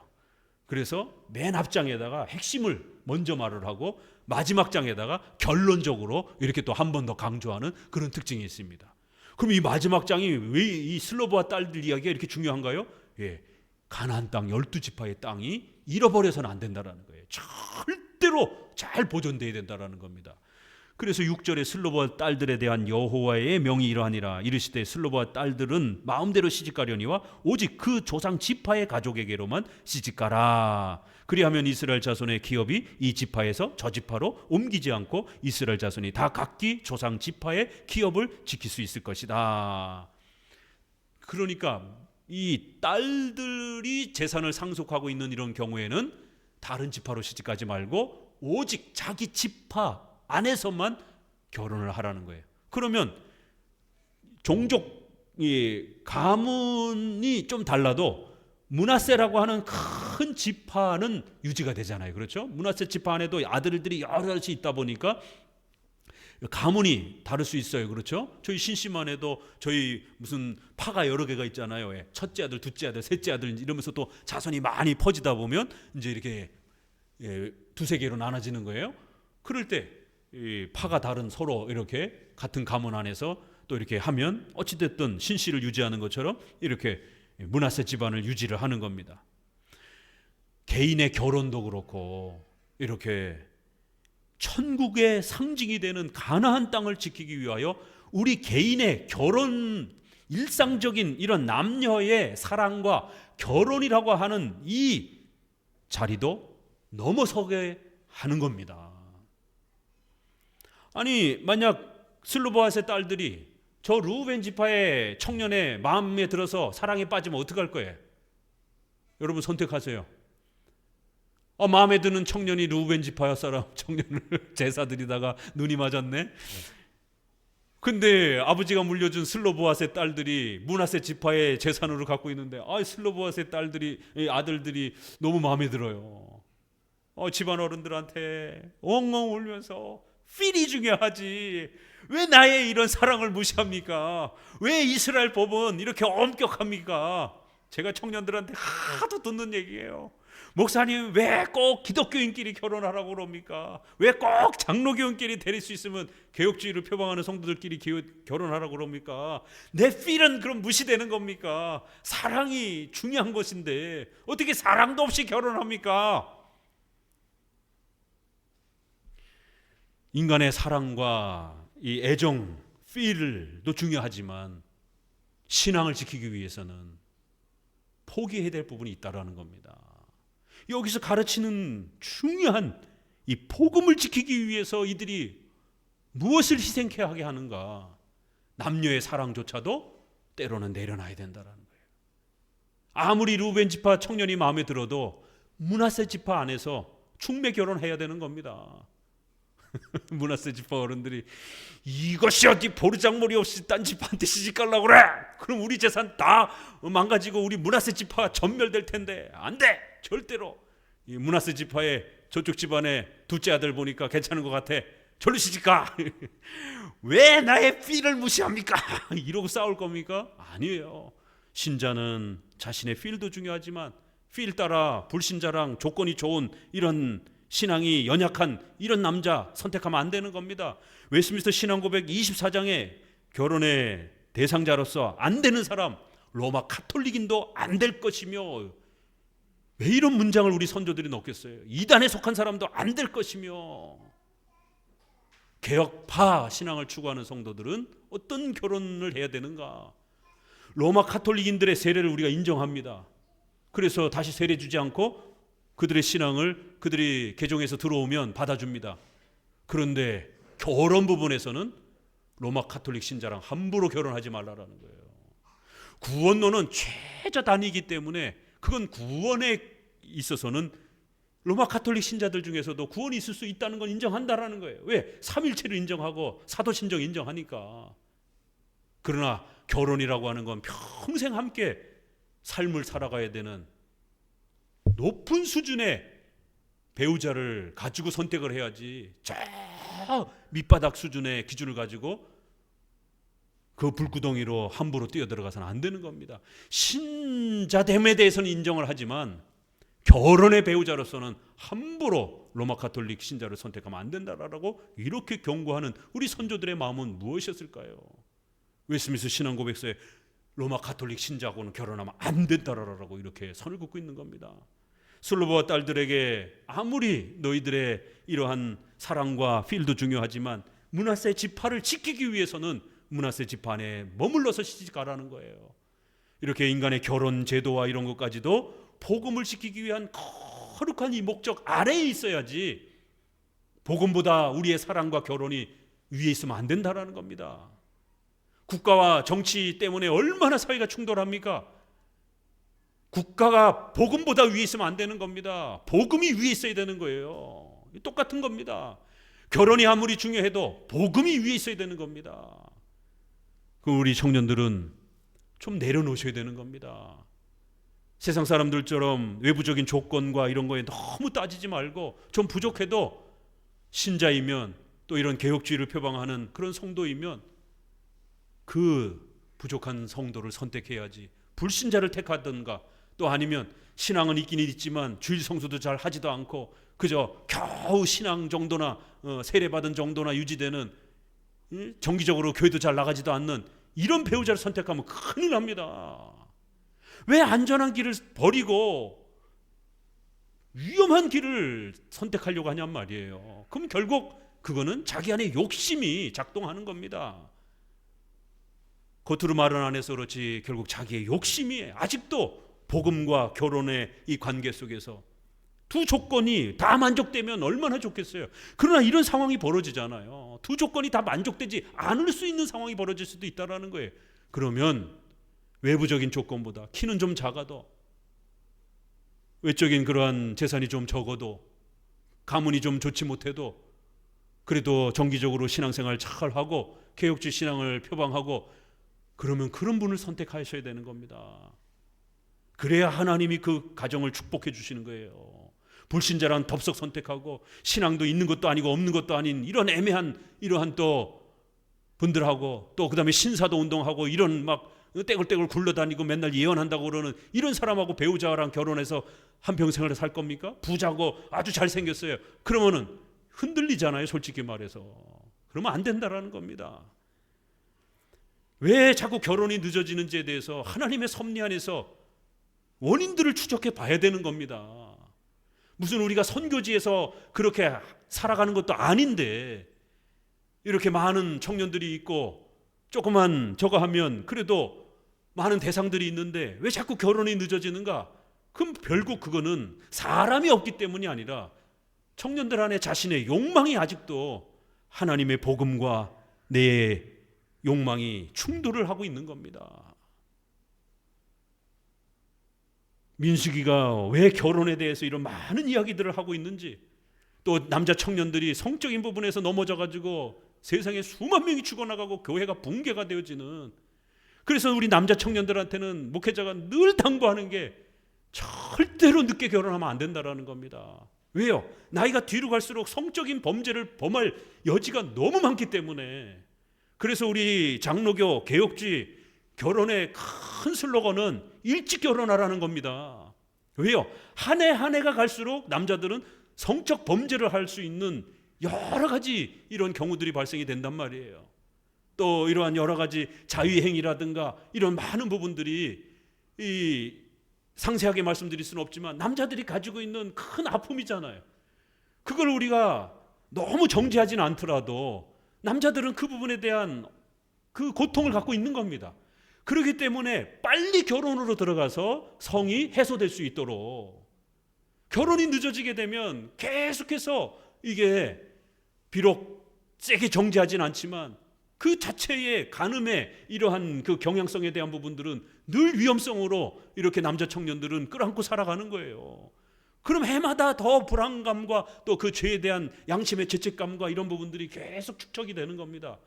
그러면 안 된다라는 거예요. 빨리 결혼하라는 거예요. 그래서 그리고 특별히 이제 예비 부부들이 날짜를 잡으려고 이렇게 오게 되면 세상 사람들은 저기 신주 딴지를 이렇게 사주팔자를 보면서 함 준비하려고 날짜를 따지고 그러잖아요. 점집에 가서. 그러나 우리 청년들이 목회자에게 와서 주례 목사님이 봐야 되니까 목사님 스케줄도 봐야 되고 그러니까 우리 청년들은 목사님한테 찾아와서 날짜를 맞춥니다. 그러면 제가 부탁하는 말이 있어요. 제발 빨리 날짜를 잡으라고. 왜요? 결혼을 준비하는 단계에서 남자들은 이제 배우자가 확정이 되게 되면 그 성적인 그러한 유혹과 이런 실수를 할 수 있는 위험성이 더 크게 열린단 말이에요. 까딱 잘못하면 결혼 전에 동침이 일어나게 되는 이런 일이 벌어진단 말이에요. 왜? 내 배우자가 이제 될 사람이 확정이 돼 있기 때문에 안심이 되어가지고 경각심이 풀어지게 되는 이런 일이 벌어집니다. 그래서 한 달이라도 늦추지 말고 예식장에 좋은 날짜, 좋은 시간대 말고 좀 일찍이라든가 늦게라도 좀 불편한 시간이라도 빨리 잡으라라고. 그게 남자를 살려주는 길이라라고. 결혼 날짜 잡고 결혼식을 준비하면서 날짜 늦게 잡으면 당신 남자친구 날마다 고행을 하는 거라라고. 죽음의 고통을 겪는다라고. 남자들에게 있어서 성적인 이 견딤이 얼마나 힘들고 어려운 건지 여자들은 잘 이해를 못하는 겁니다. 이러한 여러 부분들에 대해서 이런 미디안 사건과 관련된 것도 이게 인간이라는 거예요. 이스라엘 백성들도 가차없이 넘어가잖아요, 청년들이.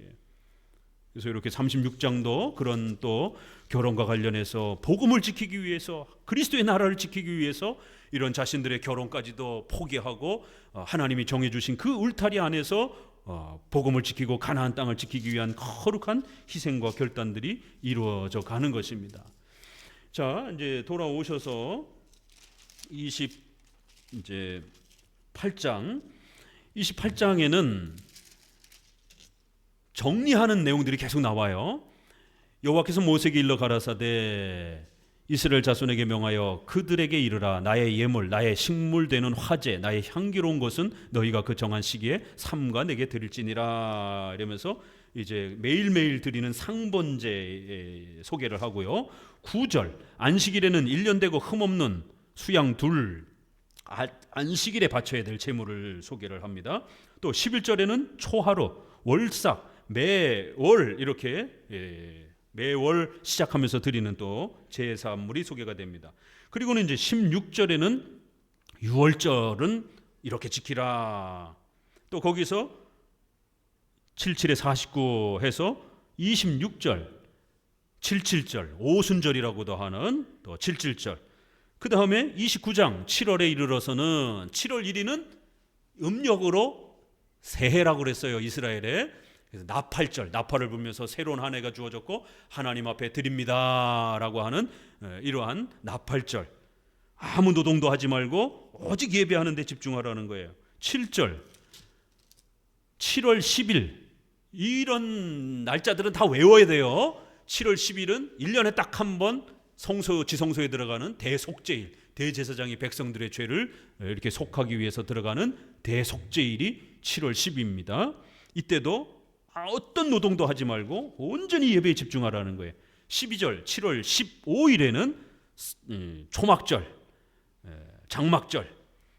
이때도 어떤 노동도 하지 말고 오직 예배에 집중해라. 이렇게 오늘 주일 성수에 해당이 되는 구약의 이러한 절기, 3대 절기, 5대 제사 꼭 기억해야 됩니다. 이 기본 3대 절기에다가 나팔절, 대속죄일까지 추가가 되면 5대 절기가 되는 것이고, 자 39절에 바로 이러한 내용들이 너희가 이 절기를 당하거든 여호와께 이같이 드릴지니 이러면서 각종 제사와 절기들을 다시 한번 요약해서 구약의 예배적 원리를 정리해 줍니다. 30장에는 모세가 이스라엘 자손 지파 두령들에게 일러 가라사대 여호와의 명령이 이러하니라 이러면서 사람이 여호와께 서원하였거나 마음을 제어하기로 서약하거든 파약하지 말고 그 입에서 나온 대로 다 행할 것이라 이러면서 맹세와 서원의 또 제도를 소개합니다. 그리하여 5절에 보니까 맹세와 서원은 어린 자녀가 있을 때는 그 아비가 그것을 듣는 날에 허락지 아니하면 그 서원과 마음을 제어하려던 서약이 이루지 못할 것이니 부모가 허락해 줘야 된다라는 거예요. 또 남편이 있을 때는요 6절 혹시 남편을 맞을 때는 남편이 허락해 줘야 된다라는 거예요. 그러나 9절에는 과부나 이혼당한 여자는 자기가 스스로 결정하면 된다라는 거예요. 이렇게 맹세나 서원의 신앙의 이러한 또 다짐을 하고 싶을 때는 가정이 있으면 또 가정의 구성원들 안에서 충분히 협의하고 또 가정의 질서를 존중하면서 이렇게 중요한 또 신앙의 결단과 또 이런 서원들을 신앙의 수단으로 잘 사용하라는 겁니다. 31장 이제 이 미디안 사람들을 죽이는 장면이 나옵니다. 왜냐하면 이 모압 미디안 사람들 때문에 엄청난 고통을 겪었잖아요.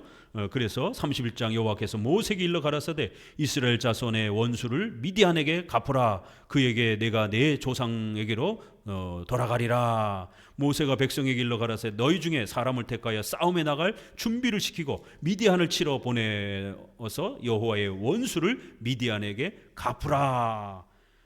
왜냐하면 이제 31장 우리가 16절에서도 본 것처럼 발람의 꾀에 빠져가지고 결국 남자들이 미디안 여자들과 동침을 해가지고 엄청난 이러한 또 전염병의 고통을 당해서 이스라엘 백성들이 하나님 앞에 징계를 받았다라는 것이에요. 이렇게 해서 이제 미디안과 전쟁을 하기 위한 준비를 합니다. 그리고는 하나님께서 놀라운 또 전쟁의 승리를 주셔가지고 28절을 보게 되면 28절 싸움에 나갔던 군인들로는 사람이나 소나 나귀의 양떼 500분지 1을 500분의 1의 이 노획물 중에서 500분의 1을 제사로 하나님께 바치라는 거예요. 그리고 30절에 보니까 50분의 1을 레인들에게 또 11조 개념으로 섬겨주라는 겁니다. 그리고는 50절에 또 보니까 쭉 넘어가셔서 50절에 우리 각 사람의 얻은 바 금패물과 곧 발목걸이, 손목걸이, 인장반지 이런 부분들을 우리 생명을 위하여 여호와 앞에 속죄하려고 가져왔나이다. 기본적으로 다 바쳤는데 이 리더들이 하나님 앞에 너무너무 감사해서, 승리를 통한 이 감사가 너무 감사해서 또 자원하는 마음으로 헌금을 또 이렇게 바치는 장면이 나옵니다. 이렇게 또 성도들이 신앙이 좋을 때는 이렇게 11조도 또 추가적인 또 이런 헌금도 또 이렇게 하나님의 교회를 위해서 기꺼이 또 이렇게 헌신하는 이제 이런 장면들이 나옵니다.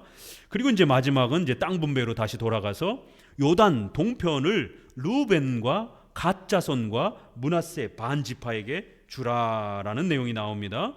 이 세 지파가 이제 요단강을 중심으로 해서 이렇게 허리 쪽으로 돌아와서 이렇게 들어가잖아요. 이제 가나안 땅에 들어갈 때 이 요단강 건너편 쪽으로 동쪽, 요단강 동쪽이죠.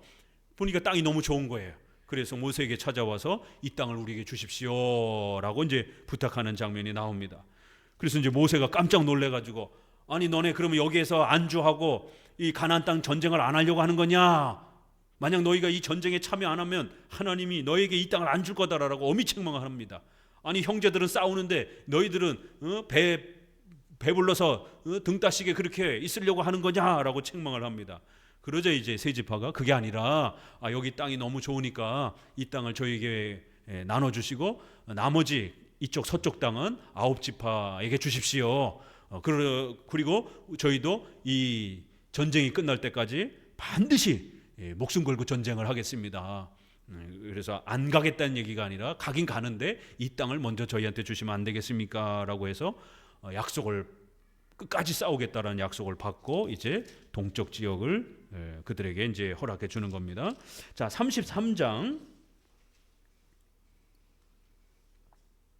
1절 읽어봅니다. 이스라엘 자손이 모세와 아론의 관하라에 그 항오대로 애굽 땅에서 나오던 때에 노정이 이러하니라. 모세가 여호와의 명대로 그 노정을 따라 그 진행한 것을 기록하였으니 그 진행한 대로 그 노정은 이러하니라. 그리고 이제 출애굽부터 시작해서 다시 지금까지 있었던 민수기에 있었던 이야기들을 33장에 한 장으로 압축을 해주는 겁니다. 이렇게 해서 그동안에 무슨 일이 있었는지를 꼭 기억하라라고, 언제 무슨 일 때문에 죽었는지, 언제 어떤 일에서 승리를 했는지, 이렇게 하나님이 도와주시는, 너희들이 순종하면 하나님이 도와주신다라는 것, 그러나 불순종하게 되면 또 이런 엄청난 어려움을 겪을 수 있다라는 것을 미디안 이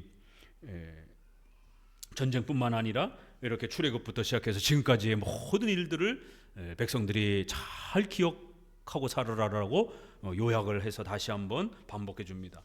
그리고는 이제 53절에 가서 이렇게 표현합니다. 그 땅을 취하여 거기 거하라. 내가 그 땅을 너희 산업으로 너희에게 주었습니다. 너희 가족을 따라서 그 땅을 제비 뽑아 나눌 것이니 수가 많으면 많은 기업을 주고 적으면 적은 기업을 주되 각기 제비 뽑힌 대로 그 소유가 될 것이라. 너희 10조의 지파를 따라 기업을 얻을 것이라. 이렇게 해서 12지파가 꼭 그 땅을 차지하고 잘 간직해라. 언제까지요? 예수님이 오실 때까지. 왜요? 이 12지파의 이 족보, 또 그 족보에 이름된 사람만이 가나안 땅을 차지하는 것은 바로 천국을 기업으로 상속받는다라고 하는, 장차 예수 그리스도의 나라의 소유권을 확보한다라고 하는 소중한 복음에 대한 그러한 비유적 수단이었기 때문에 그렇습니다. 자, 그래서 34장에는 이제 그 경계 지역을 소개하는 겁니다. 땅 지역을. 2절에 보니까 너는 이스라엘 자손에게 명하여 그들에게 이르라. 너희가 가나안 땅에 들어가는 때에 그 땅은 너희 기업이 되리니 곧 가나안 사방 지경이라. 남쪽에는 여기서부터 여기까지, 서쪽, 북쪽, 동쪽 이렇게 소개를 합니다. 13절에는 동편 쪽은 두 지파 루벤과 갓 자손, 그 다음에 므낫세 중에 반이 그쪽에 남았습니다. 반은 또 서쪽으로 갔고, 그래서 므낫세는 둘로 나눠졌어요. 동쪽과 서쪽으로 반씩 나눠가지고, 그래서 므낫세 반 지파도 므낫세 중에 반 정도의 분량도 그들에게 주고, 요단 동쪽, 그 다음에 서쪽은 9지파 반에게 주어라라고 해서 이렇게 땅을 분배하는 장면이 소개가 되고요. 마지막 35장을 이제 보게 되면 2절에 이스라엘 자손에게 명하여 그들의 얻은 기업에서 레이인에게 거할 성읍들을 주게 하고 너희는 또 그 성읍 사면의 들을 레이인에게 주어서 성읍으로는 그들의 거처가 되게 하고 들로는 그들의 가축과 물산과 짐승들을 둘 곳이 되게 할 것이라. 제가 최근에 성도들에게 헌금 얘기를 30년 동안 이렇게 많이 한 적은 처음입니다. 근데 여러분에게 돈 내라라고 막 강요하기 위해서 그런 게 아니라 이 민수기, 레위기를 설명하다 보니까 이 11조 이야기가 가장 많이 소개가 되잖아요. 그러다 보니까 어쩔 수 없이 이 헌금의 원리를 소개하는 겁니다. 신목사님이 뭐 맨날 수요일마다 헌금 얘기만 그렇게 강조하는가. 최근에 이제 우리 새로 오신 분들 중에 민수기 들어왔더니만 목사님이 계속 매주마다 돈 얘기만 하시는 것 같아갖고 이 교회는 돈 얘기를 이렇게 많이 하지 이렇게 오해할 수 있는데 30년 동안에 제가 이렇게 근 한 두세 달 동안 이렇게 헌금에 대해서 11조에 대해서 이렇게 많이 얘기한 적은 30년 만에 유일합니다. 민수기 강해를 이렇게 집중적으로 지금 하고 있기 때문에 레위기랑 이렇게 하기 때문에 그런 거예요. 여기에서도 끝나가는데 또 레위 지파 사람들 재산을 땅을 물려주면 안 되고 그들에게는 성읍 집만 주고 가축들을 키울 수 있는 그 공간만 주라는 겁니다. 왜요? 레위 지파는 교회적 업무, 종교적인 업무만 보고 11지파는 일상생활을 하면서 돈을 벌고 그 돈 번 것을 가지고 11조를 통해서 레위 지파들을 먹여 살리고 레위 지파는 제사에 전념하고 또 성경을 열심히 연구해서 백성들에게 성경을 가르치라는 거예요. 이렇게 성경의 전문가와 돈을 많이 버는 또 성도들, 그래서 상호 협조하면서 그렇게 신앙 공동체를 세워가라는 겁니다. 비록 레위 지파에게는 굉장히 억울할 수 있지만 하나님이 레위 지파를 특별히 그렇게 배려해서 부르심을 통해서 그들에게 사명을 주셔서 누군가는 성경의 전문가가 있어야 이 땅의 교회가 계속해서 존속할 수 있다는 거예요. 그렇기 때문에 오늘날에도 비록 혈통적인 레위는 없지만 이렇게 목사와 신학자들이 오늘날에도 또다시 그 부르심이라고 하는 그 사명 하나 때문에 평생의 가난과 싸워가면서 이렇게 성경의 전문가로 또 교회를 섬기는 자로서 그렇게 또 희생하고 헌신하면서 또 나오는 겁니다. 이 목사 됐다고 해서 무슨 뭐 부귀영화를 누리고 이런 데도 아니잖아요. 툭탁하면 배신당하고 뒤통수 맞고 또 수많은 모함과 조롱을 받고 세상 사람이면 이렇게 20년 동안 공부해서 박사학위를 받고 그러면 세상에서는 존경을 받습니다. 엄청난 부귀영화도 따라오고 그런데 20년을 넘게 공부해서 박사학위를 받아도 싸우고 조롱하고 또 배신하고 이런 고통들을 끊임없이 짊어지고 그렇다고 뼈 빠지게 일을 해도 그 보상이 돌아오는 것도 아니고 가난을 덜 짊어지고 살아가야 되고 이 일을 누가 할 겁니까? 그럼 도대체 이건 정말 부르심 아니고서는 할 수가 없는 겁니다. 그 사명 아니고서는.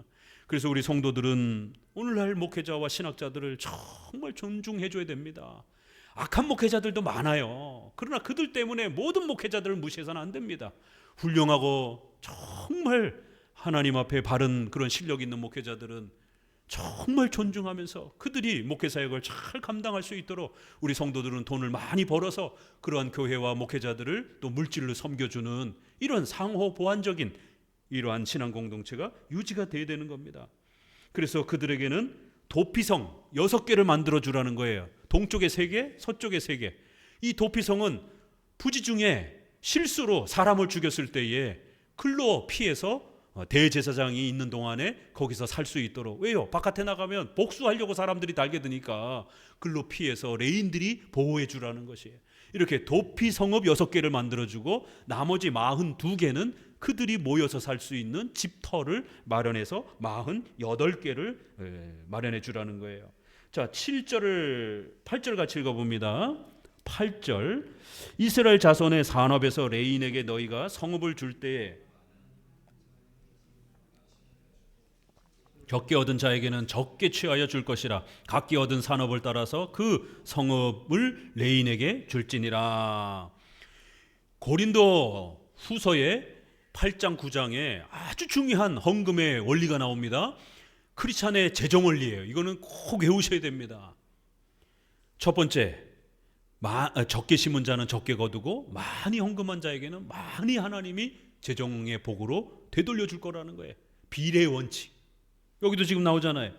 많은 땅을 얻은 자들에게는 좀 더 많이 내놓고, 적은 땅을 분배받은 자들은 적은 땅 정도를 내놓고, 비례 관계 속에서 각 지파마다 레인들에게 줄 것을 서로 분배하라는 거예요. 한 지파가 다 내놓지 말고 11지파가 골고루 자기들의 소유에 비례해서 비례 원칙이 나옵니다.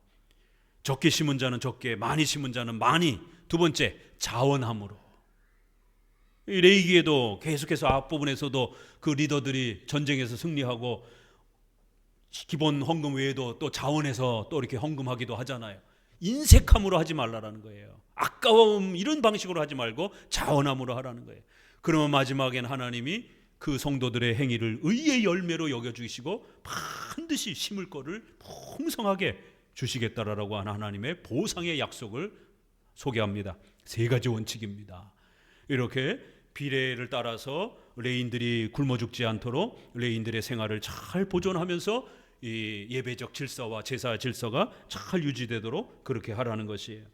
그래서 레인들이 도피 성읍을 관리할 때에 이렇게 고의적으로 사람을 죽이게 되면 16절에 고의적으로 죽인 사람들은 끌어다가 처형하라는 거예요. 그러나 22절에 원한이 없이 우연히 교통사고라든가 이런 것처럼 이렇게 악의가 없이 실수로 사람을 죽인 사람들은 이렇게 도피성에 피해서 레인들의 보호를 받으면서 복수심 때문에 사람을 해치지 못하도록 이렇게 레인들이 신앙의 이러한 의무와 책임을 감당할 수 있도록, 레위기에서는 제사 업무가 많이 소개가 됐죠. 근데 민수기에는 이렇게 생활과 관련해서 백성들을 어떻게 지도하고 도와줘야 될지에 대해서 레인들의 여러 이야기들을 이렇게 또 마무리를 하고 있습니다.